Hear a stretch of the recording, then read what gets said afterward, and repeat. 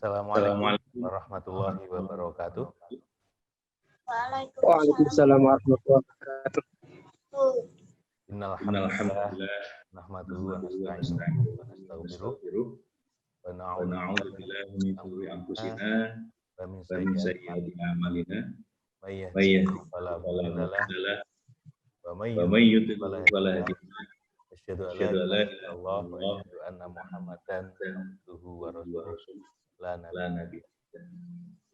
Ibu bapak yang berbahagia, pada kesempatan kali ini marilah kita panjatkan puji dan puja syukur kehadirat Allah yang telah melimpahkan kenikmatannya kepada kita semua, sehingga di yang baik ini kita diberi kesempatan waktu, kesempatan kesehatan bisa hadir dalam kajian rutin dari Yayasan Minhaj Insan ini. Shalawat dan salam semoga tercurah kepada Nabi Muhammad SAW serta keluarga, sahabat, dan orang-orang yang senantiasa istiqomah di jalannya. Ibu bapak yang saya hormati, untuk pagi hari ini kita akan mengambil tema kajian pada pagi hari ini adalah akhlak muslim dalam bermuamalah, yang insya Allah nanti akan disampaikan oleh Ustadz Ahmad Safiul Anam LC. Beliau adalah pimpinan Pondok Pesantren Manarul Quran Solo. Untuk menyingkat waktu, kita mulai saja acara pada pagi hari ini. Nanti untuk sesi-sesi pertanyaan di akhir waktu, Ibu Bapak. Jadi ini biar disampaikan materi terlebih dahulu oleh Ustadz Ahmad Safiul Anam. Selanjutnya saya persilahkan Ustadz Ahmad Safiul Anam untuk menyampaikan materi pada pagi hari ini. Langsung saja Ustadz, monggo, tafadhol. Tes. Suara sudah sakit ditangkap ya? Sudah? Sudah Ustadz, jelas. Baik. Bismillahirrahmanirrahim. Assalamualaikum warahmatullahi wabarakatuh. Bismillahirrahmanirrahim. Alhamdulillahi ala mutatali alaihi wa wasi'i karami. Asyhadu an la ilaha illallah wahdahu la syarika lah. Syahadatan taqumu bi ba'di ma yajibu alaina li sawabi ni'amih. Wa asyhadu anna sayyidana wa nabiyyana wa qurrata a'yunina Muhammadun safatu saffah wa hayatul khalqil mursalu lin-nasi kafah basyira wa nadhiran baina yaday sa'ah. Wal mabusi rahmatal alamin wa imaman lil muttaqin. Wa salli wa sallim wa barik alaihi wa ala jami' ikhwanihi minal anbiya wal mursalin wa ala alihi wa ashabi tayyibin at-tahirin wa ala kulli man ihtada bihadil mubarak.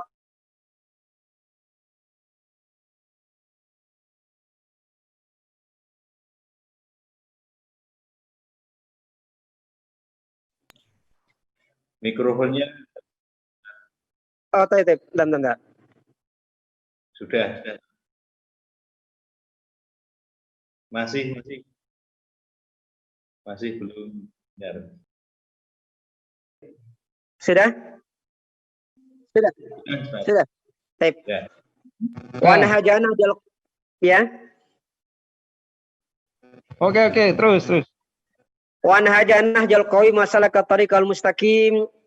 Amma ba'du qala ta'ala fi kitabil karim walladzina jahadu fina lanahdiyannahum subulana wa inna Allaha ma'al muhsinin. Wa qala sallallahu alaihi wasallam ni'matani maghbunun fihi ma katsirun minan nas as-sihhat wal farahu amma ba'du. Ayul hadirun wal hadirat, segenap jamaah pengajian, kajian, peserta kajian via online atau yang offline di studio Yabinsa Yayasan Bina Insani Grobogan yang senantiasa dimuliakan Allah Subhanahu wa taala.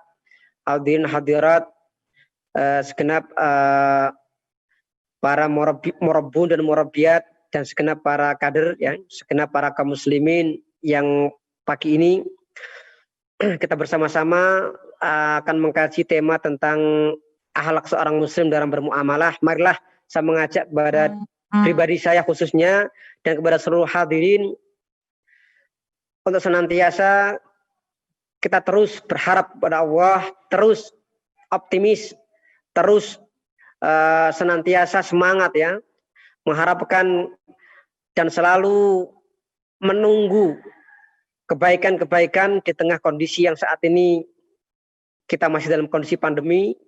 Bahkan Menteri Pendidikan Kebudayaan Nadiem Makarim beberapa saat yang lalu sudah menyampaikan bahwa daring pembelajaran akan diperpanjang sampai pertengahan tahun 2021. Artinya perjuangan kita ini untuk terus menjaga semangat ini, semangat harus tetap kita jaga. Dan tentunya di dalam kondisi yang seperti ini, saya mengajak dan berwasiat khususnya kepada pribadi saya, jangan lelah, jangan berhenti untuk terus berharap kebaikan dari Allah Subhanahu wa taala. Yakinlah bahwa setiap musibah, setiap ujian di sana Allah Subhanahu wa taala akan menyiapkan kado yang terbaik untuk kita semuanya. Dalam sejarah banyak sekali kisah-kisah yang mana ujian yang datang, cobaan itu justru menjadi sebuah hikmah. Setelah itu luar biasa ya. Allah memberikan hadiah terbesar, terbaik untuk umat ini, terbaik untuk kita semuanya. Pada tahun 150 Hijriah, kalau kita membaca sejarah di Irak, bahkan bukan hanya di Irak ya, bahkan di umat Islam di seluruh dunia saat itu, al-alamul islami, dunia Islam baik sebelah timur atau sebelah barat, mereka berduka karena tahun 150 Hijriah seorang ulama besar dari Irak, dari Kufah yang bernama Nu'man bin Sabit meninggal dunia, atau kita kenal dengan Imam Abu Hanifah. Tapi Allah Subhanahu wa taala memberikan hadiah yang luar biasa ya. Tahun yang sama 150 Hijriah, lahirlah seorang bayi yang kelak menjadi seorang ulama yang meneruskan estafet, yaitu seorang yang kemudian kita kenal Muhammad bin Idris Asy-Syafi'i, yang kita kenal dengan Al-Imam Syafi'i. Malaikat suatu ketika diperintahkan Allah Subhanahu wa taala datang kepada Nabi Lut alaihissalam.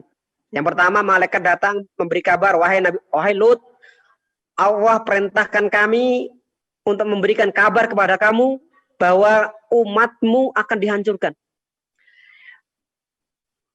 Dan yang kedua, mohon maaf, malaikat datang kepada Nabi Ibrahim. Pertama memberikan kabar bahwa umatnya Nabi Lut akan dihancurkan. Dan yang kedua, kabar yang kedua adalah Allah Subhanahu wa taala akan memberikan kabar gembira kepada Ibrahim bahwa istrinya yang bernama Sarah yang lama belum bisa mengandung akan mengandung seorang bayi yang kemudian kelak akan diberi nama Ishak alaihissalam. Rasulullah SAW ketika dalam kondisi yang sangat genting, ketika perang Khandaq, perang yang disebut dengan perang Ahzab, karena banyak sekali koalisi-koalisi musuh, Quraisy, Ghatafan, orang-orang Yahudi di Mekah, di Madinah, dan yang lain. Mereka mengepung kaum muslimin, dan kaum muslimin kemudian mereka membuat yang namanya parit. Ya, maka kemudian kita mengenal dengan Ghazwatul Khandaq, perang Khandaq atau perang parit. Rasulullah SAW turun langsung. Para sahabat mereka menggali tanah, Rasul juga menggali tanah, menggali parit. Dan dalam sebuah momen yang luar biasa, Rasulullah SAW ketika menggali menemukan batu yang sangat keras sekali. Dan Rasul kemudian mengayuhkan, kalau orang Jawa pakai pacul mungkin ya, kalau di Arab pakai kapak mungkin ya. Ketika dihantam dengan kapak ya, atau alat semisalnya, terdengar suara seperti dentingan cahaya, kilat yang bercahaya, kemudian suara keras, cereng sampai 3 kali. Dan setiap berbunyi, Rasul mengatakan Allah akan membukakan Romawi, akan membukakan, sampai beliau menyebut sekitar beberapa nama daerah. Artinya dalam kondisi yang sangat-sangat sulit sekalipun, datang kabar gembira, luar biasa ya. Perang Dunia Pertama tahun 1914-18, wabil khusus Perang Dunia yang kedua ya, tahun 1935-45, ketika kemudian terjadi bencana kemanusiaan, tragedi ya, ketika ditemukan dalam ilmu fisika atom, kemudian disalahgunakan oleh Amerika. Mereka membuat yang namanya bom atom, dan akhirnya negara-negara dunia terblok-blok, ya. Mereka terblok-blok, ada dua kubu, ya. Kemudian ada satu kubu, yaitu kubunya Jerman, Jepang, Italia, dan kubu yang kedua adalah kubunya Perancis, Inggris, kemudian Amerika Serikat. Umat manusia sedunia, mereka merasa susah. Kalau Indonesia bagaimana Indonesia ini? Kalau Indonesia sama, ya. Indonesia menghadapi berita di luar sana, ada perang dunia yang kedua. Di Indonesia juga, Jepang masih menduduki Indonesia. Dan ternyata Allah Subhanahu wa taala memberikan hikmah di balik itu, ya. Ketika Amerika Serikat mengebom Hiroshima Nagasaki, kemudian hikmahnya adalah Allah memberikan hadiah terbesar, ya. Bangsa Indonesia setelah lama ratusan tahun mereka berjuang melawan penjajah Belanda, kemudian Jepang. 3 hari kemudian setelah pengeboman Nagasaki, Soekarno-Hatta memproklamasikan. Artinya mari, ya, kita selalu berpikir optimis, ya, bahwa kita sekarang di tengah suasana corona pandemi ini, kita yakinlah pasti ada kado terbesar, kabar gembira yang Allah berikan kepada umat ini. Kalau sebelum corona kemarin barangkali, ya, kita melihat kaum muslimin mungkin mereka kurang semangat dalam bermajlis taklim. Dulu di mana-mana ada pengajian offline, jarang yang nggak datang. Sekarang online semua pada masuk Zoom.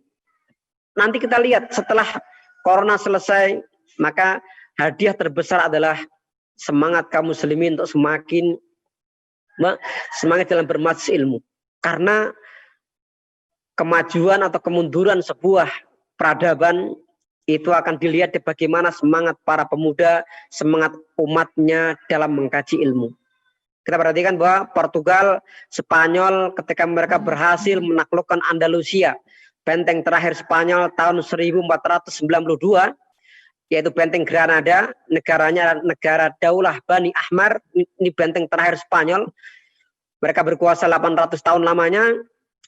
Salah satu di antara penyebab dari hancurnya Spanyol selain mulai melemahnya persatuan umat adalah semakin terkikisnya semangat para pemuda untuk mempelajari agama.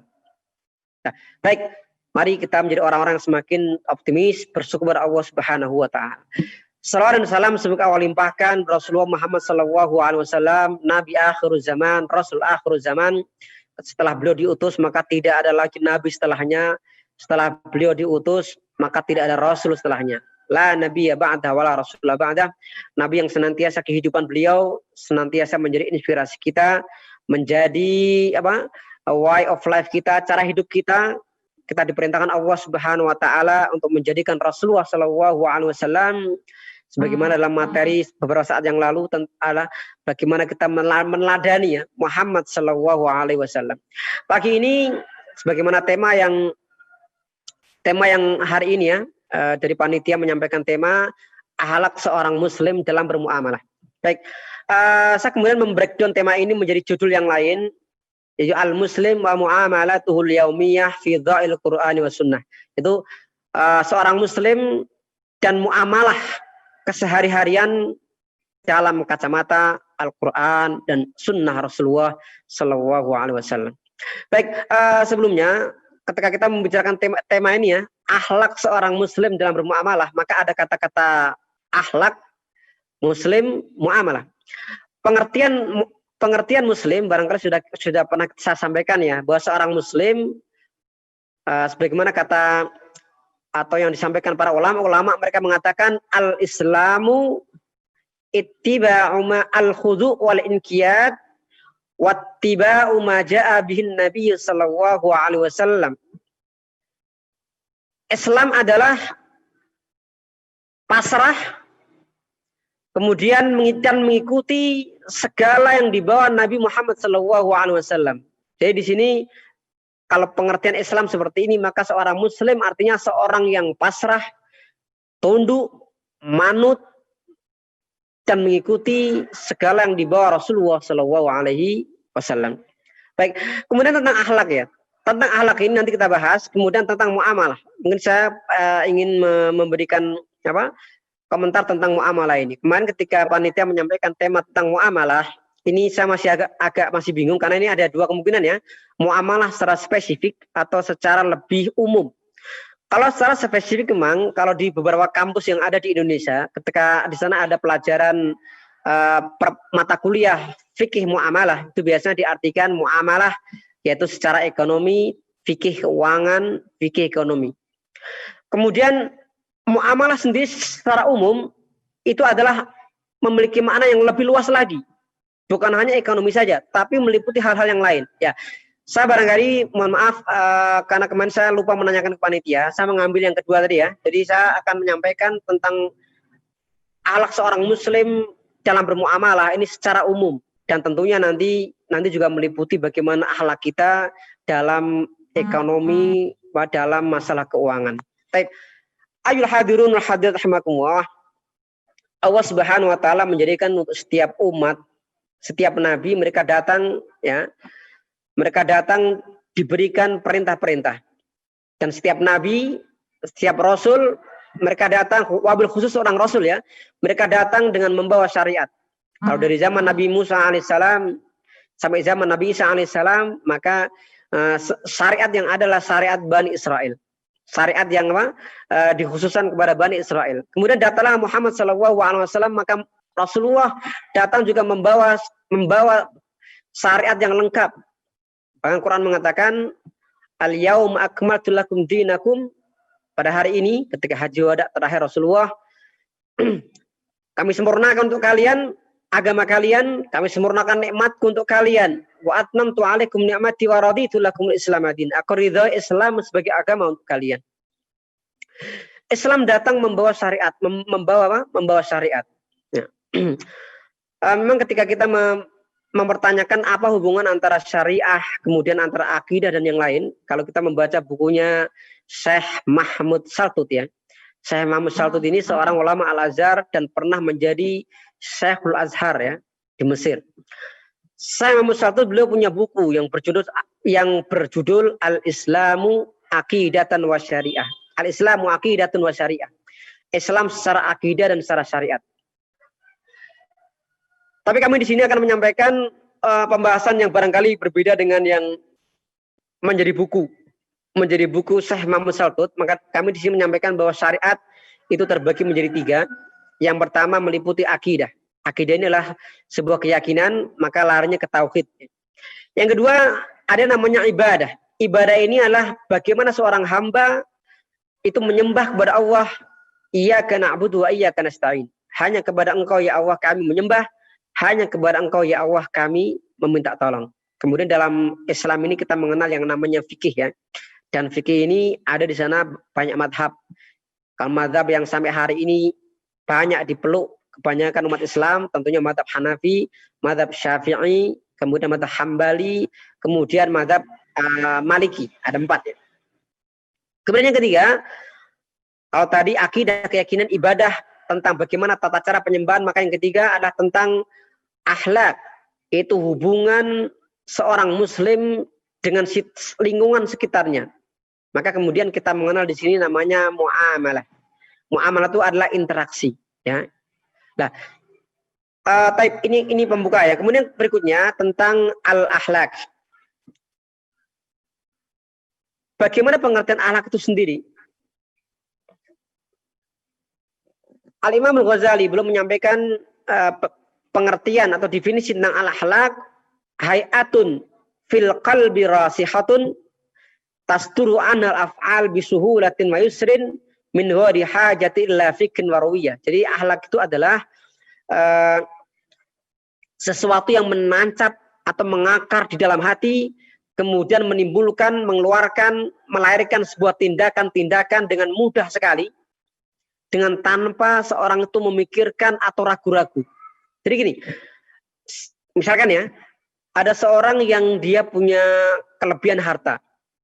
Ada seorang yang datang minta-minta misalkan, entah itu pengemis atau seorang yang lain misalkan proposal secara resmi misalkan. Mereka datang kemudian meminta sumbangan dan yang lain-lain, maka akan berbeda ya. Berbeda antara seorang yang memiliki karakter seorang dermawan dengan yang tidak. Kalau seorang yang punya karakter dermawan, dia tidak akan pernah berpikir 1, 2, 3, 4 kali. Ya. Tapi kalau seorang yang masih punya sifat pelit misalkan, bahil, dia akan mikir-mikir. Ya, makanya di sini berbeda ya. Makanya seorang yang menjadi akhlak dan karakter itu dia telah mengangkat dalam hati, kemudian timbul sebuah tindakan tanpa dia harus ragu-ragu. Maka Rasulullah SAW ini menggambarkan betapa kuatnya keimanan Abu Bakar radhiyallahu anhu, keislaman Abu Bakar radhiyallahu anhu. Rasul mengatakan, aku tidaklah mengajak Abu Bakar, mengajak seorang pada Islam kecuali dalam dirinya ada semacam kabut atau keraguan. Illa Abu Bakar, kecuali sahabat Abu Bakar. Abu Bakar ini seorang yang beliau sangat yakin apapun yang disampaikan Rasulullah selalu benar dalam terkait masalah agama ya, masalah agama. Makanya ketika Rasulullah SAW pulang dari Isra wal Mi'raj, kemudian saat itu di Mekah ramai sekali orang membicarakan peristiwa itu, banyak mereka tidak percaya bagaimana mungkin Muhammad ini bisa semalaman sampai langit pagi sudah nyampe Mekah. Ini mimpi ini. Jangan-jangan ini nggak mungkin ini. Kalau secara nyata nggak mungkin. Abu Bakar radhiyallahu anhu ketika ditanya orang Mekah yang lain, Abu Bakar, apakah kamu percaya dengan yang disampaikan Muhammad? Kata Abu Bakar, kalau memang itu yang disampaikan Muhammad, maka aku yakin itu benar. Nah, ini ya. Jadi itu sudah menjadi akhlak. Nah, tentunya untuk sampai kepada akhlak seperti ini itu perlu proses. Contohnya misalkan ya, ketika seorang sholat, dia harus khusyuk. Karakter khusyuk ini juga perlu proses. Tidak bisa secara langsung. Seorang menjadi dermawan perlu proses. Seorang menjadi orang yang sabar perlu proses. Orang yang ingin menjadi orang yang bersyukur itu perlu proses. Semua harus ada latihannya. Makanya kenapa kita diperintahkan berpuasa di bulan Ramadan, ini ada dalam rangka ini proses yang membawa kepada karakter takwa. Ya. Ayolah hadirun wal hadirah makumwah. Setelah kita membahas mengenai definisi akhlak, maka kemudian selanjutnya adalah tentang dimensi-dimensi apa saja akhlak yang semestinya dimiliki seorang muslim, atau dimensi dalam bidang apa saja seorang muslim harus memiliki akhlak. Barangkali ini yang saya sampaikan ini masih sangat kurang ya. Ini tentu nanti bisa kita kembangkan lagi. Ini hanya sebagian yang saya sampaikan. Mungkin nanti bisa disempurnakan. Yang pertama akhlak dalam bidang fikrah, kemudian ideologi, itu yang pertama. Yang kedua akhlak dalam hal berpolitik atau dalam pemerintahan ya. Yang kedua. Yang ketiga dalam al-iqtisad, dalam masalah ekonomi, masalah keuangan dan semisalnya. Yang keempat, al-istima' dalam dunia sosial kemasyarakatan. Kemudian yang kelima ya, akhlak dalam tradisi dan budaya, kebiasaan. Dan yang terakhir, akhlak terkait hubungan negara dengan negara yang lain, atau hubungan bagaimana ketahanan sebuah negara itu sendiri. Itu 6 poin yang nanti akan kita bahas satu persatu. Semoga beberapa poin ini menjadi inspirasi kita bagaimana dalam kita menghadapi kehidupan ini. Ternyata luar biasa ya. Saya pernah membaca sebuah tulisan, likulli syai'in adabu. Setiap sesuatu itu ada adabnya. Dan Islam ini, kalau kita bicara mengenai agama yang di sana mengajarkan tata cara, itu Islam. Rasul mengatakan, innama bu'ithu liutammima masalihal akhlak. Aku diutus untuk menyempurnakan akhlak yang mulia, akhlak yang saleh. Makanya Islam ini sangat sekali menekankan mengenai akhlaknya. Kemudian juga mengenai adab. Bagaimana kita adab buang air, adab buang air besar, buang air kecil. Bagaimana kita adab dalam berkeluarga, adab dalam bersama orang-orang kafir. Nanti selama beberapa waktu ke depan kita akan mengkaji satu persatu dimensi tersebut. Yang pertama mengenai al-akhlak ma'al ideologiyah wal fikrah. Bagaimana sikap kita mengenai akhlak kita seorang muslim terhadap fikrah dan ideologi. Kalau kita bicara mengenai fikrah itu pemikiran, ideologi sebuah keyakinan. Tentunya seorang muslim, seorang mukmin, awalan wa bidayatan, yang paling pertama ya, sebelum badi adibatin. Yang paling pertama sebelum yang lain itu adalah ideologi seorang muslim lah ideologi ya at-tauhid. Karena setiap muslim, setiap mukmin mereka dilahirkan untuk meyakini keesaan Allah Subhanahu wa taala. Setiap rasul, setiap nabi mereka diutus dan menyampaikan tentang keesaan Allah Subhanahu wa taala. Dikatakan wa ma arsalna mir rasulin illa nuhi ilaihi annahu la ilaha illa ana fa'budun. Dan kami tidaklah mengutus seorang rasul kecuali ia akan berkata kepada kaumnya kecuali ya illa nuhi ilaihi annahu la ilaha illa ana fa'budun, kecuali kami wahyukan kepada rasul tersebut, akulah anak, tidak ada Tuhan selainku, hanya Allah, fa'buduni, maka sembahlah aku, hanya sembahlah Allah. Poin yang pertama mengenai ideologinya adalah kita seorang muslim, seorang mukmin, maka mengambil ideologi kita adalah Al-Qur'anu wa sunnah. Sebagaimana kata Rasulullah SAW, beliau mengatakan taraktu fikum amrayni, kau tinggalkan pada kalian dua hal, lan tadillu ma tamassaktum bihi ma kitabullahi wa sunnat nabi. Kalian tidak akan tersesat selamanya selama kalian berpegang kepada keduanya. Kitabullahi wa sunnat nabi, yaitu kitabullah dan sunnah Nabi Muhammad sallallahu alaihi wasallam. Dan dalam hadis yang lain Rasul mengatakan ada umatku akan berpecah menjadi 73 golongan, yang 72 di neraka, yang satu di surga. Dan para sahabat mereka mengatakan, ya Rasulullah, siapakah satu golongan yang di surga itu? Rasul mengatakan, ma ana alaihi wa ashabi, mereka yang mengikuti sunnahku dan sunnah para sahabat-sahabat. Itu poin yang pertama ya, tentang akhlak dalam ideologi. Yang kedua adalah seorang muslim, seorang mukmin, ia akan senantiasa menggunakan hukum undang-undang apapun selama undang-undang itu tidak bertentangan dengan Al-Quran dan Sunnah. Jadi sama, yang pertama tadi Quran dan Sunnah. Yang kedua, undang-undang apapun boleh ya. Dulu di masa zaman kerajaan Demak juga ada undang-undang yang digunakan saat itu. Kemudian di zaman kemerdekaan Indonesia kemudian disepakati ya, ada kalimat musawa ya, hal yang disepakati elemen bangsa ini, komponen bangsa ini, bahwa saat itu ada dua sumber ya, yaitu Pancasila, kemudian Undang-Undang Dasar tahun 45. Ya tentunya kita menggunakan ini dengan keyakinan bahwa Pancasila, kemudian Undang-Undang Dasar 45 itu dibuat, dirumuskan para ulama-ulama saat itu. Kita perhatikan ya, dari 9 orang itu, yang dalam tim 9 yang merumuskan Pancasila dan Undang-Undang ini, mereka rata-rata para ulama. Ya. Ada Kiai Wahid Hashim, kemudian ada Kasman Singodimojo dan yang lain ya. Meskipun ada sebagian yang lain yang mereka berpikiran nasionalis, yang lebih cenderung lebih cair itu ya. Kalau para Islamis mereka tentunya mereka juga moderat, cuma ada sebagian yang sangat ketat, sangat kuat ya semangatnya. Ya. Maka terkait kita ya, terkait bagaimana sikap kita terhadap Pancasila, Undang-Undang 45, tentu karena ini sebuah kesepakatan bersama. Sebagaimana kata Rasulullah, al-muslimuna ala surutihim illa sartan ahalla haraman wa harrama halala. Orang-orang muslim itu mereka harus mengikuti syarat-syarat yang mereka sepakati, kecuali syarat yang menghalalkan yang haram atau mengharamkan yang halal. Selama Pancasila, Undang-Undang Dasar atau di negara yang lain mereka menggunakan sumber yang lain, selama tidak bertentangan dengan Quran dan Sunnah, maka itu termasuk hal yang tidak masalah. Ini terkait masalah fikrah atau ideologi sebuah bangsa, ideologi sebuah elemen masyarakat dan semisal. Itu yang pertama. Yang kedua, kita masuk kepada bagaimana akhlak kita, al-akhlaku fis siyasah, akhlak dalam perpolitikan. Baik, yang pertama saya akan menyampaikan tentang bagaimana sikap kita mengenai bagaimana memilih seorang pemimpin.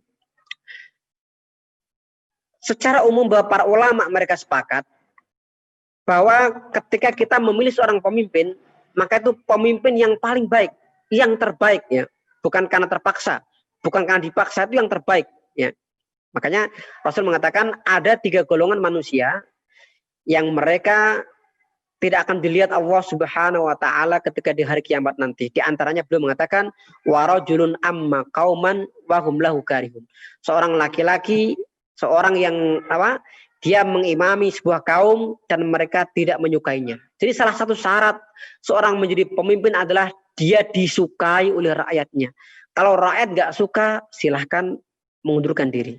Itu yang kita lihat bagaimana kenegarawan seorang B.J. Habibie ya, ketika saat pertanggungjawaban beliau tahun 99 terkait Timor Leste ditolak oleh anggota MPR, semua hampir mayoritas menolak, maka Habibie dengan kenegarawanannya beliau mundur, tidak mencalonkan diri pada pemilihan presiden tahun 1999. Warajun amma qauman wa mulau karim. Baik, yang pertama terkait masalah bagaimana memilih pemimpin. Kalau kita kiaskan ya dalam seorang yang memimpin sholat misalkan, ketika dalam orang berjamaah ketika salat, maka Rasulullah SAW memberikan syarat-syarat ya. Pertama, orang yang paling fasih Qur'annya. Yang kedua, orang yang paling paham sunnah. Mereka yang lebih dahulu hijrah ke Madinah. Atau mereka yang pernah hijrah lebih awal. Yang terakhirlah baru mereka yang siapa di antara mereka yang lebih tua lagi. Ini yang disampaikan dalam fikih Islam mengenai memilih seorang pemimpin salat, imam salat. Ini yang berbeda di Indonesia ya. Kalau di Indonesia masalah imamnya, bagaimana Quran sunnahnya, bagaimana yang lain itu nomor ke 100 ya. Yang paling pertama yang penting yang lebih tua dulu. Maka ini perlu ya. Kita perlu adanya mencerahkan masyarakat bahwa Rasulullah SAW memberikan di sana apa? Tuntunan bagaimana memilih pemimpin dalam sholat. Kemudian bagaimana ketika kita memilih pemimpin dalam sebuah pemerintahan, dalam sebuah negara, dalam skala kecil memilih RT, RW, memilih desa dan seterusnya. Maka Islam memberikan beberapa tuntunan-tuntunan mengenai hal ini. Yang pertama adalah memilih seorang pemimpin, maka yang paling sangat diutamakan tentunya yang paling utama adalah kita memilih pemimpin yang mereka sangat peduli kepada umat Islam. Maka dikatakan dalam sebuah ungkapan seorang yang bernama Najmuddin Erbakan ya, seorang dari Turki, beliau pernah mengatakan dalam sebuah ceramah beliau, al-muslimun alladzina la yahtammuna bis-siyasah sayahkumuhum siyasiyuna la yahtammuna bil-islam. Orang-orang Islam yang mereka tidak peduli kepada politik, maka mereka akan dipimpin para politikus yang tidak peduli kepada Islam. Itulah pentingnya ya. Jadi kalau orang mengatakan politik itu kotor, itu salah ya.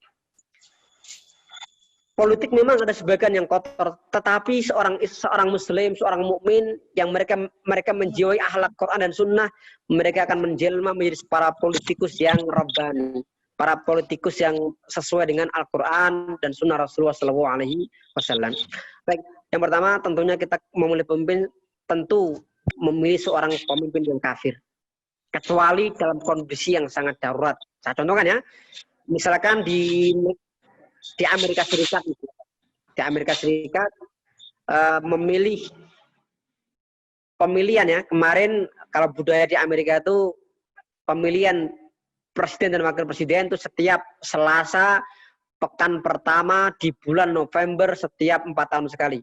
Jadi kemarin pekan yang pertama di hari Selasa, kemudian tahun 2020 nanti yang akan datang hari Selasa pekan pertama tahun 2024. 4 tahun sekali.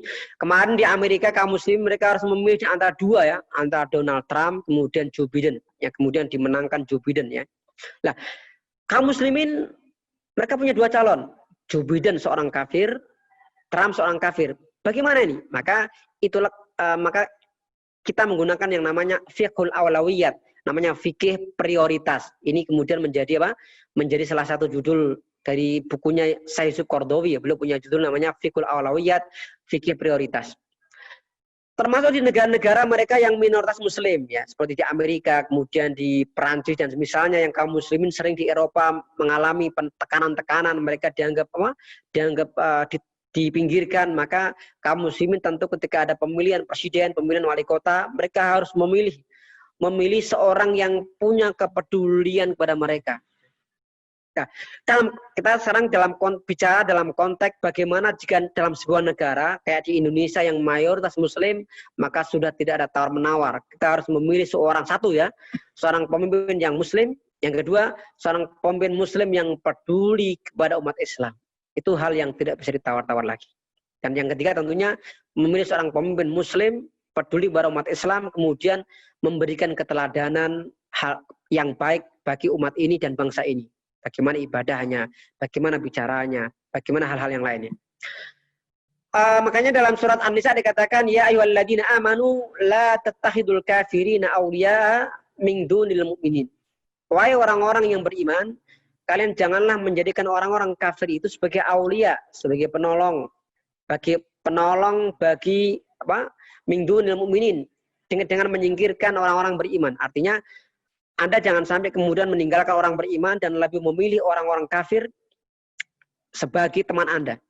Nah, salah satu di antara tanda seorang berteman dengan mereka adalah dengan seorang muslim yang memilih mereka dalam kondisi yang tidak darurat. Contohnya di Jawa Tengah, di Jawa Timur, dan yang lain, maka kita harus memilih pemimpin yang muslim. Di Indonesia juga sama ya. Dalam konteks Indonesia, negara mayoritas muslim, maka kita memilih seorang pemimpin muslim yang peduli kepada umat dan bisa menjadi teladan.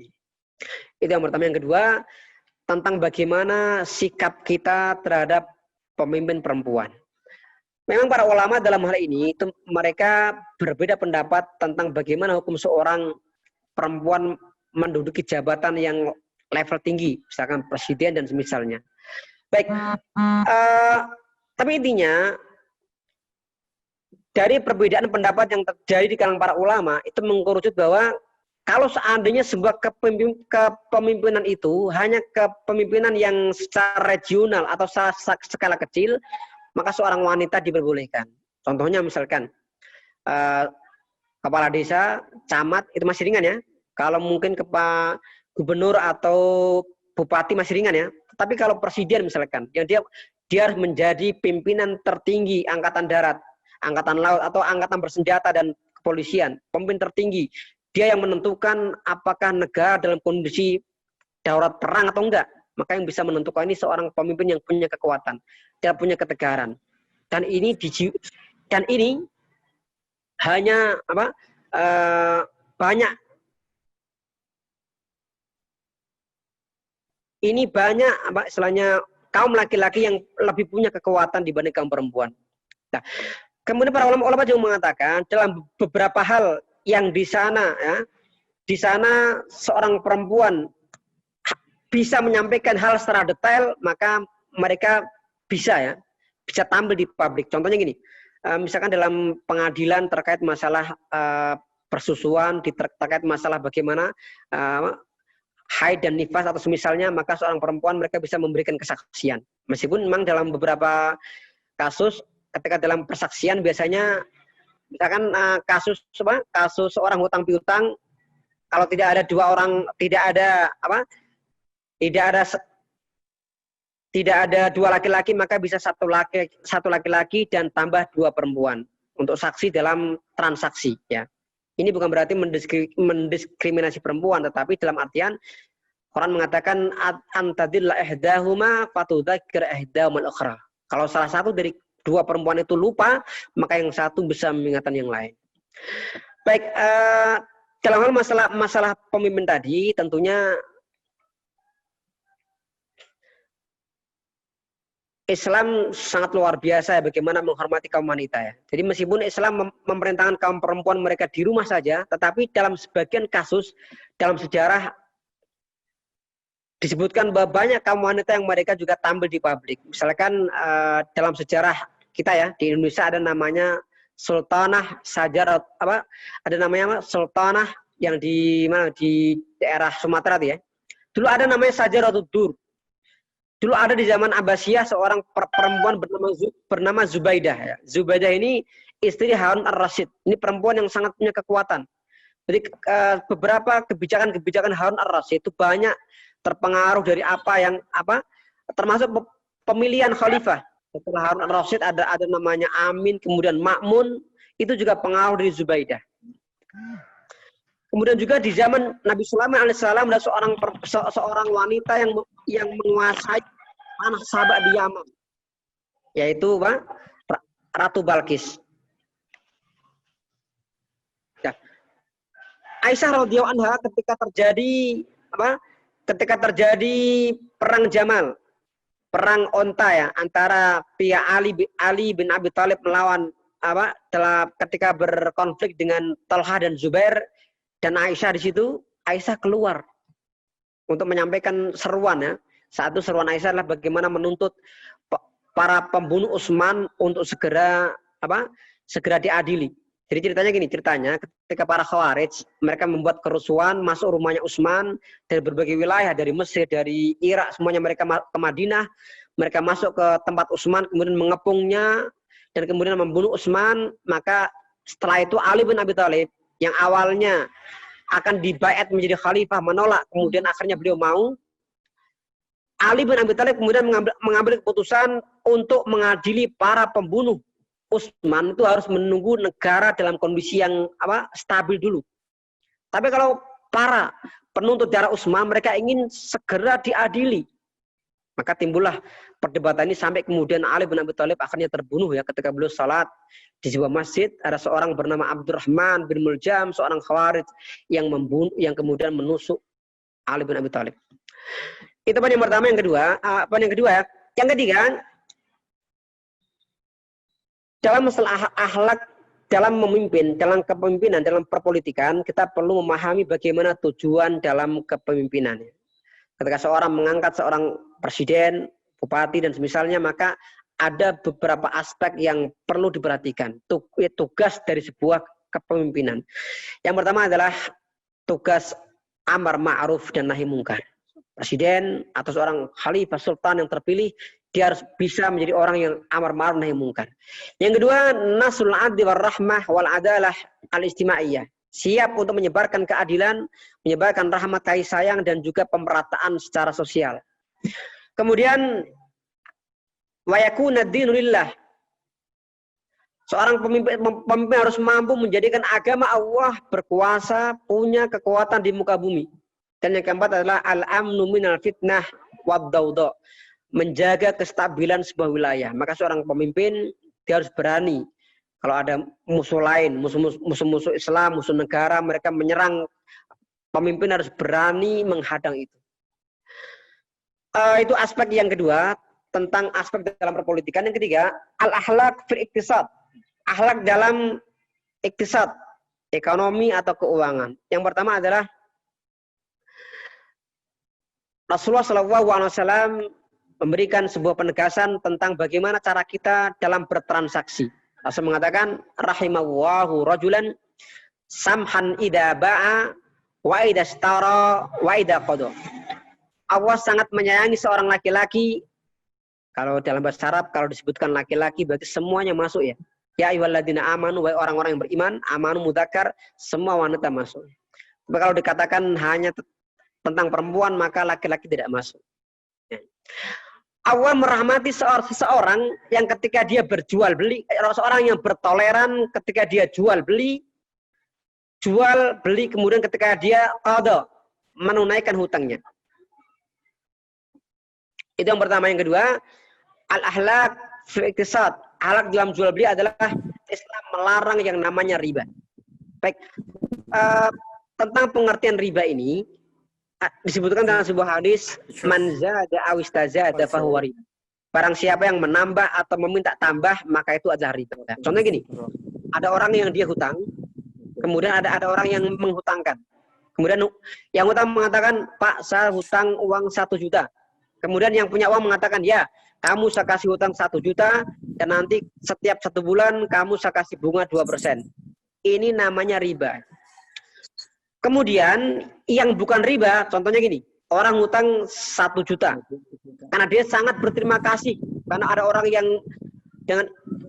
yang mau meminjamkan uangnya, dia kemudian mengembalikan 1 juta ditambahi 100.000 misalkan, maka ini bukan riba karena tidak ada kesepakatan sebelumnya, ya. Tidak disepakati. Karena Rasul mengatakan, karena dikatakan dalam sebuah hadis, Rasul ini seorang yang sangat baik ketika menunaikan hutang. Rasul ini kalau hutang ke orang, mengembalikan selalu dilebihkan. Ya. Jangan seperti orang sekarang ya. Orang sekarang kadang punya hutang banyak, dan hutangnya itu kemudian nggak dikembalikan. Bahkan ada rumus ya, di kampung-kampung ada sebagian nih ya, aturan, ada sebagian rumus. Kalau orang hutang, kemudian terjadi pertengkaran, hutang lunas. Kenapa lunas? Karena yang menghutangi nggak berani nagih lagi. Ada orang hutang kemudian ketika ditagih mencak-mencak, tukaran, akhirnya ya udah lunas secara otomatis karena yang menghutangi sudah nggak berani menagih uang yang dihutang. Itu yang kedua. Yang ketiga, Islam mengajarkan kepada kita supaya ketika kita mencari nafkah, maka harus mencari yang halal. Maka Rasul mengatakan, Jibril membisikkan ke dalam dadaku, inna nafsan lan tamuta hatta tastakmila rizqaha. Bahwa setiap jiwa itu tidak akan mati sampai ia mendapatkan penuh rezeki yang harus dia dapatkan. Misalkan contohnya, rezeki kita selama hidup kita sekian triliun misalkan, kita akan mendapatkan semuanya. Sekian miliar, mendapatkan semuanya. Sekian ratus juta, kita dapatkan. Kenapa? Itu bagian kita. Tapi Allah mengatakan fa'ajmilu fit talab. Maka kalian carilah dengan cara yang baik. Jadi poin yang ketiga adalah ini perlunya akhlak kita adalah dalam kehidupan kita ini, dalam bermuamalah, dalam ekonomi, kita harus menggunakan cara-cara yang halal dan menghindarkan cara-cara yang haram. Itu yang ketiga. Yang keempat, salah satu di antara akhlak dalam muamalah adalah seorang yang mendapatkan kelebihan rezeki, harta yang melimpah, ya. Bahkan orang yang tidak punya apa-apa sekalipun, kita diminta untuk berinfak dan bersedekah. Ada perbedaan antara infak dan sedekah ya. Kalau infak itu lebih banyak terkait masalah harta, yaitu harta uang atau benda. Tapi kalau sedekah itu lebih luas. Bisa harta, bisa infak, harta uang, bisa benda-benda yang berharga. Bahkan seorang yang senyum sekalipun itu juga sedekah. Rasul mengatakan dalam sebuah hadis, tabassumuka ala wajhi akhika sedekah. Senyummu kepada saudaramu adalah sedekah. Nah, terkait mengenai akhlak dalam ekonomi ini, keuangan yang kita bahas ini adalah mari ya, bagi mereka yang mendapatkan kelimpahan rezeki yang melimpah, maka Quran menganjurkan mereka untuk menginfakkan sebagian harta mereka di jalan Allah Subhanahu wa taala. Dalam Quran dikatakan wa fi amwalihim haqqul lis-sa'il wal mahrum. Dalam harta mereka ada hak bagi orang yang meminta-minta, kemudian orang yang terhalang dari kehidupan yang standar, kehidupan yang melimpah. Berikutnya tentang akhlak dalam ekonomi dan keuangan, Quran mengatakan kulu washrabu wa la tusrifu. Kalian makan dan minumlah dan jangan berlebih-lebihan. Artinya apa? Dalam hidup ini, dalam makan kita makan apa, ya? Kita minum apa, kita pakai pakaian apa, pakai jam tangan apa, pakai mobil apa, dan semisalnya kita dilarang untuk berlebih-lebihan. Karena mohon maaf ya, kalau di luar negeri itu ada pemain bola yang sampai punya mobil harganya ratusan miliar, bahkan triliunan, jumlahnya lebih dari 10 misalkan. Ini termasuk israf ya, berlebih-lebihan. Maka muslimin kita sangat-sangat dianjurkan untuk menjaga ini, apalagi di masa pandemi ini kita jangan membeli sesuatu hal yang sangat belum begitu perlu atau sangat tidak perlu. Yang paling utama bagaimana kita bisa kehidupan yang normal kita, makan, minum, kemudian kebutuhan untuk pendidikan anak misalkan terpenuhi. Tapi hal-hal yang lain ya nanti dulu. Kecuali orang yang memang punya kelebihan harta ya. Kalau kita masih kurang ya tentunya jangan sampai kita jatuh kepada yang namanya kebangkrutan, jatuh kepada hidup yang susah karena kita salah dalam pola hidup kita. Yang jadi masalah kebanyakan di antara kita ya, masyarakat kita biasanya kalau gaji semakin naik, maka pola hidup semakin naik. Gaji sebulan misalkan 2 juta, naik lagi 3 juta, pola hidup tambah naik lagi. Yang jadi masalah, gaji nggak naik malah turun, pola hidupnya sama. Ini jadi masalah. Makanya Quran luar biasa ya, memerintahkan kita untuk makan, minum, kemudian tidak berlebih-lebihan. Dalam hal apapun, jangan sampai kita berlebih-lebihan. Kemudian yang berikutnya, akhlak dalam ekonomi atau keuangan adalah larangan untuk menimbun atau memonopoli.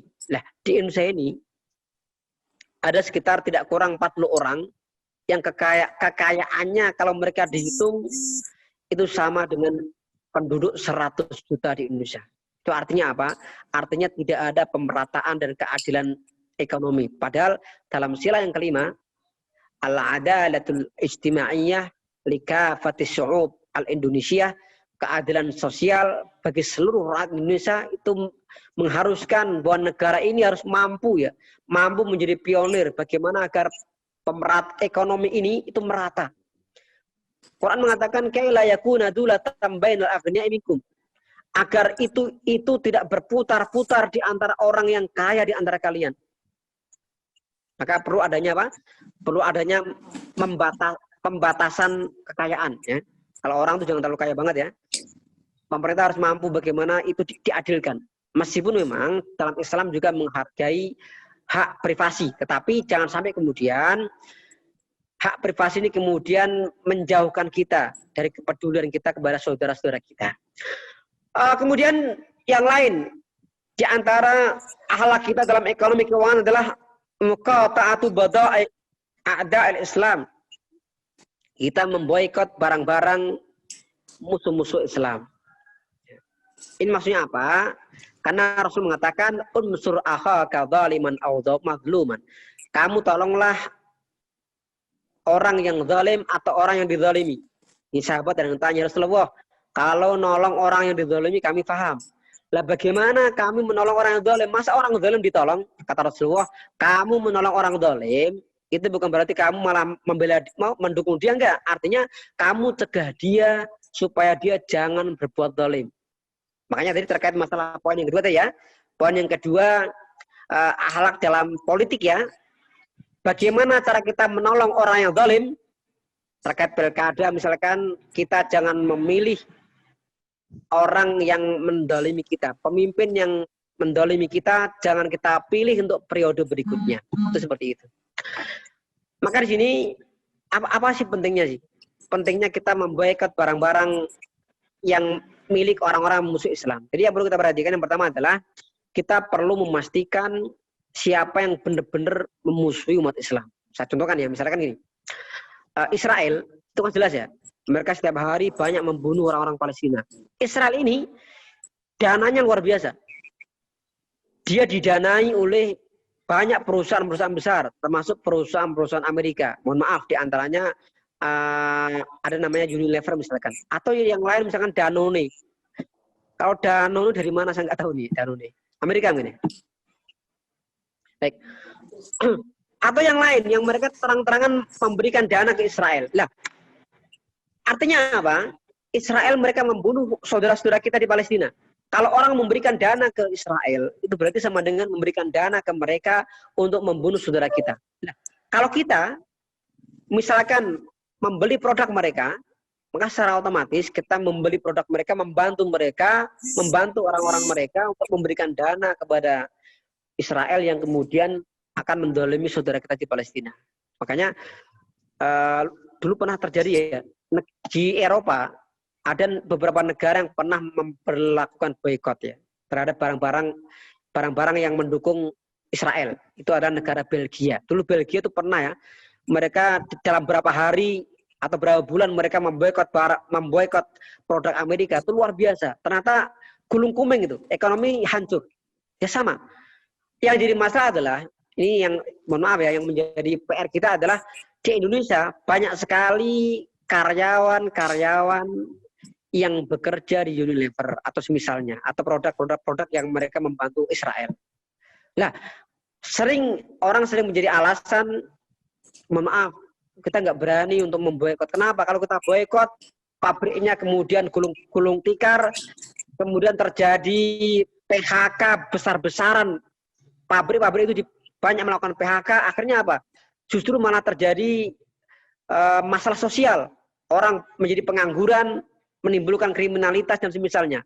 Nah, ini memang terus terang, ya, ini sama dengan masalah, mohon maaf, seperti dalam kasus rokok misalkan. Terlepas dari sebagian yang mengatakan makruh atau mengatakan haram, mereka yang mengatakan makruh mengatakan kalau itu diharamkan, betapa ribuan orang, ratusan ribu mereka yang bekerja di pabrik rokok menganggur secara tiba-tiba. Makanya mari jika kita ingin kembali, ya, menstandarkan kehidupan ekonomi umat ini, tentunya kita juga jangan hanya kemudian melarang tanpa memberikan solusi. Tentunya umat Islam diperlukan mereka membuka lapangan-lapangan usaha ya. Lapangan usaha, lapangan ekonomi yang tentu lebih nyaman ya, lebih nyaman, kemudian juga secara hati, secara ukhuwah kita juga terjaga sehingga tidak menimbulkan masalah seperti ini. Kemudian di antara akhlak yang lain dalam ekonomi adalah setiap transaksi, setiap perjanjian dalam ekonomi, maka di sana perlu ada yang namanya surat menyurat atau bukti secara valid supaya di belakang hari tidak terjadi yang namanya permasalahan. Maka Quran mengatakan dalam surat Al-Baqarah yang panjang itu ya, juz 3 itu, ya ayyuhalladzina amanu idza tadayantum bidainin ila ajalin musamman faktubuh. Wahai orang beriman, jika kalian berhutang piutang sampai pada masa yang ditentukan, maka kalian tulislah faktubuh. Jadi menulis transaksi ini bagian apa? Bagian dari menjaga jangan sampai terjadi permasalahan di belakang hari. Misalkan contohnya ya, ada orang hutang kemudian nggak dicatat, kemudian yang hutang nggak nyaret, yang memberi hutang nggak nyaret, akhirnya ketika yang punya uang menagih hutangnya, hutang orang yang hutang, dia mengatakan, oh saya nggak hutang kok, dia udah lupa. Tapi kalau ada bukti, ada transaksi, masing-masing memegang satu lembar ya, ditandatangani berdua, saya kira ini akan membawa kepada apa? Membawa kepada keamanan. Baik, itu poin yang ketiga, dimensi yang ketiga tentang akhlak dalam al-iqtisad atau dalam ekonomi. Mari kita, ayolah hadirun wal hadir rahimakumullah. Mari kita lanjutkan. Poin yang keempat, akhlak ma'al istima' atau al-akhlakul istima'i, akhlak secara sosial. Ini kalau kita kaji mungkin lebih luas lagi ya. Tentu tidak cukup hanya disampaikan hanya 1 jam 2 jam. Tentu banyak ya, banyak pembahasan yang bisa kita bahas di sana. Yang pertama, akhlak kita kepada tetangga. Tetangga kita adalah seorang yang harus kita hormati, kita muliakan. Rasul mengatakan jika Anda masak, maka perbaikilah kuah, maka banyakilah airnya dan banyakilah kuahnya. Dan bagikan kepada tetanggamu. Artinya kalau kita masak, jangan sampai tetangga kita hanya mencium, wah bau sate, wah bau tengkleng, wah bau sayur asem, wah bau sayur asem-asem, wah bau gudeg misalkan. Tapi hanya baunya aja, nggak sampai sana. Maka alangkah baiknya, ini akhlak yang diajarkan Rasulullah, idza tabahta marakatan faqtir ma'aha wa ta'ahad jironaka. Kalau Anda masak sayur, maka perbanyaklah airnya, kuahnya ya, dan kemudian bagilah ke tetanggamu. Tapi juga jangan sampai kemudian salah paham ya. Masak sayur, kuahnya banyak sekali, tetangganya hanya dikasih kuahnya aja. Jangan ya. Jadi dikasih sayurnya juga. Sayur, kalau ada dagingnya, ayam, kambing, kasihkan juga. Ya. Jangan cuma dikasih kuahnya aja. Karena mentang-mentang ayatnya apa? Hadisnya fa'aksir ma'aha. Perbanyaklah airnya ya, atau sayurnya. Kemudian akhlak kepada tamu. Rasulullah SAW, beliau tinggal di Arab, sebuah wilayah yang dikenal dengan orang-orang yang sangat menghormati tamu. Kita lihat bagaimana Nabi Ibrahim alaihissalam kedatangan tamu 2 orang. Ada malaikat datang kemudian apa? Nabi Ibrahim datang, belum tahu kalau itu malaikat. Dia masuk ke rumahnya, kemudian keluar membawa anak sapi yang dipanggang. Faja'a bi ijlin samin, anak sapi yang gemuk yang dipanggang. Luar biasa, nggak kenal saja ya. Nabi Ibrahim nggak kenal, orang datang nggak kenal, dipanggangkan anak sapi. Kira-kira kalau kenal dikasih apa ini? Artinya ini betapa luar biasa. Dalam riwayat yang lain yang saya baca dalam kitab Al-Bidayah wan Nihayah Ibnu Katsir, disebutkan juga Nabi Ibrahim alaihissalam ini karena beliau tinggal di Mekah, tanah yang gersang, menjadi kebiasaan beliau. Ini kalau mau makan, biasanya Nabi Ibrahim itu jalan sekitar 1 mil, 2 mil untuk mencari orang yang diajak makan. Luar biasa ya. Di mana jumlah penduduknya masih sangat sedikit ya, karena tanahnya gersang, jarang orang mau tinggal di Mekah saat itu. Nabi Ibrahim jalan bermil-mil mencari orang untuk diajak makan. Ini kebalikan zaman sekarang ya. Kalau zaman sekarang itu yang dicari yang siap ditraktir banyak ya. Tapi yang traktir enggak setiap orang. Ya, saya siap ditraktir. Mana yang traktir ini? Nabi Ibrahim beda. Beliau ini saking cintanya dengan tamu, siapapun tamu yang datang selalu dijamu. Bahkan malaikat yang nggak makan nggak minum dikasih daging anak sapi yang dipanggang. Ya tentunya malaikat nggak mau makan kan, malaikat kan nggak makan. Karena dikatakan wal malakul ladzi bila abin wa la aqlala surba wala namalahum. Malaikat itu nggak punya ayah, nggak punya ibu. La aqlala surba, nggak makan, nggak minum, wala namalahum, malaikat nggak tidur. Karena malaikat itu dikasih tugas ya. Ada yang tugasnya itu menjaga aras, ya menjaga aras selama sehari semalam menjaga aras. Malaikat yang bertugas untuk mencabut nyawa ya selama seharian terus sampai ila yaumil qiyamah mencabut nyawa. Malaikat yang bertugas untuk memberikan wahyu, ya selama dia mendapatkan tugas dia menyampaikan wahyu. Dan nggak ada malaikat yang kalau orang manusia biasa kan dia mendapatkan tugas untuk sebagai bendahara, ada uang berapa ratusan juta, wah ini uangnya lumayan nih, bisa dikorupsi. Malaikat nggak ada. Nggak ada ceritanya malaikat, wah ini ada ayat yang bagus ini, biar saya pakai aja. Nggak ada. Malaikat tuh orang yang la ya'suna wa ma amarahum wa yaf'aluna ma yu'marun. Mereka selalu tidak pernah melanggar, tidak pernah durhaka kepada Allah, dan selalu menjalankan perintah-perintah Allah. Jadi ini ya, mari yang kedua ini akhlak yang ad-daif. Akhlak kepada tamu. Maka Rasul mengatakan, barang siapa yang beriman kepada Allah dan hari akhir, fal yukrim daifahu, maka muliakanlah tamunya. Yang ketiga, akhlak kepada kedua orang tua kita. Baik mereka yang masih hidup atau yang sudah meninggal. Kalau masih hidup tentunya kita berkata lembut kepada mereka, tidak membentak. Atau kalau kita punya kelebihan rezeki, kita kasih orang tua kita. Ya. Kalau sudah meninggal, kita mendoakan yang terbaik untuk orang-orang tua kita. Kita bersilaturahim kepada orang-orang yang dulu ketika masih hidup, itu mereka teman-teman orang tua kita. Kemudian berikutnya akhlak kepada para yatim. Kita tidak boleh memakan harta mereka secara zalim. Apakah ada memakan secara tidak zalim? Maka Quran mengatakan, "Wa man kana ghaniyan falyasta'fif, wa man kana faqiran falyakul bil ma'ruf." Barang siapa yang dia kaya, dia ngurus yatim, maka dia jangan mengambil uang dari yatim. Uang yatim itu disimpan ketika dia dewasa, dikasihkan ke yatim yang sudah dewasa itu. Wa man kana faqiran falyakul ma'ruf. Barang siapa yang dia fakir, maka hendaklah dia makan dengan cara yang baik. Contohnya, ada orang yang sangat miskin sekali, dia kemudian merawat anak yatim.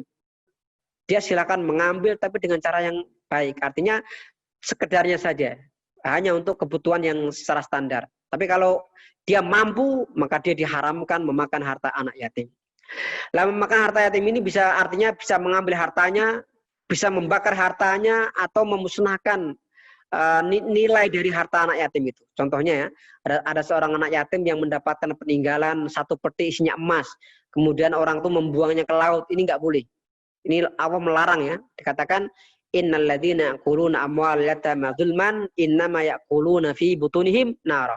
Orang yang mereka memakan harta anak yatim secara zalim, maka mereka akan masuk mereka sesungguhnya makan api yang menyala-nyala di perut mereka. Ini maksudnya gini.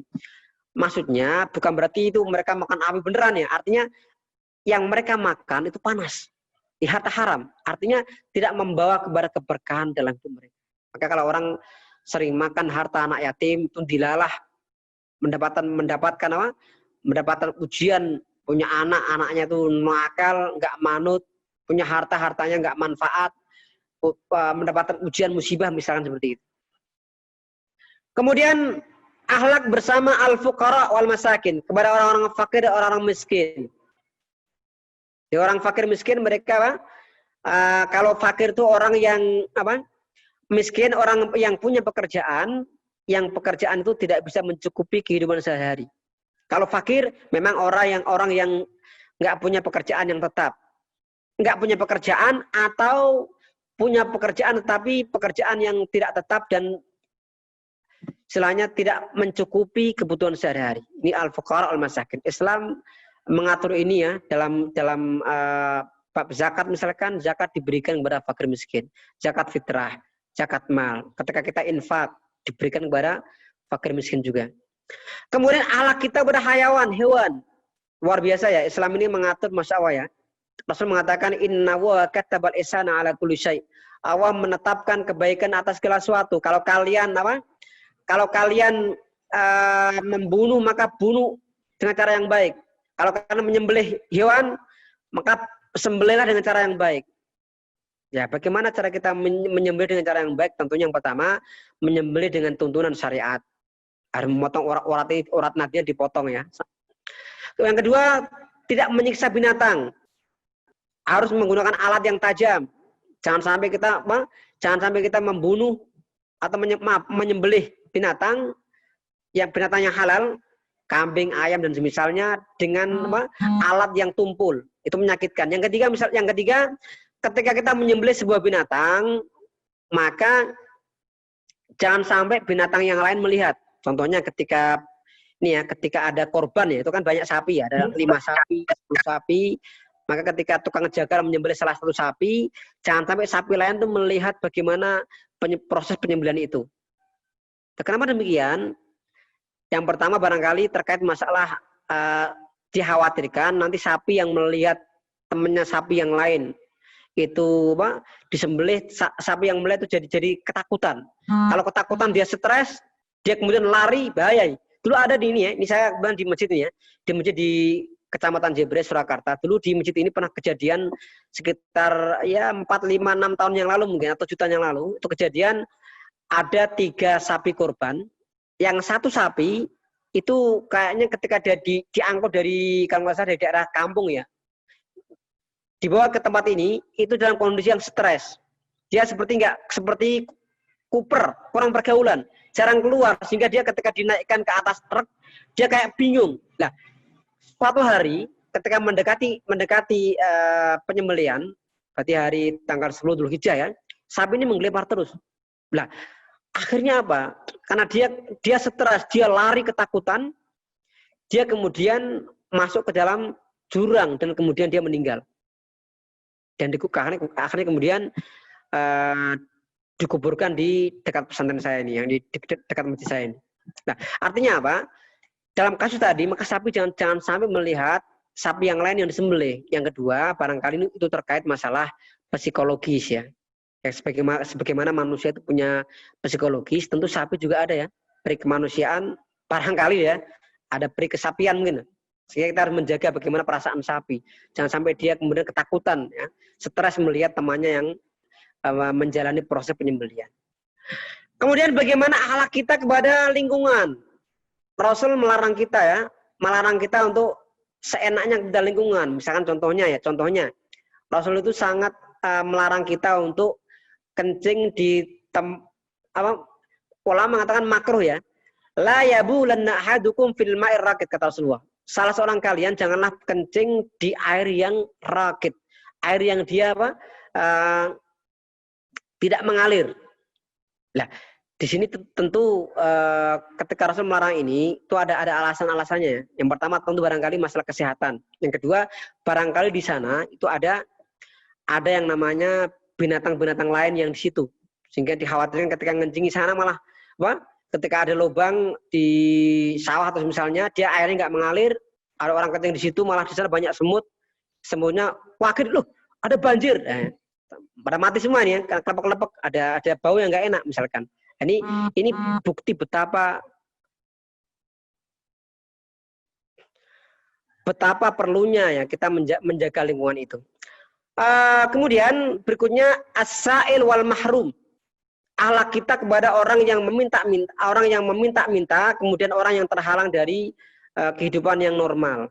Maka bagaimana hak mereka? Pertama, hak mereka adalah mendapatkan sedekah kita selama kita punya kelebihan harta. Yang kedua, hak mereka adalah kalau kita memberikan infak pada mereka, sedekah pada mereka, kita tidak boleh menyakiti mereka atau mengundat-undat mereka. Yang kedua.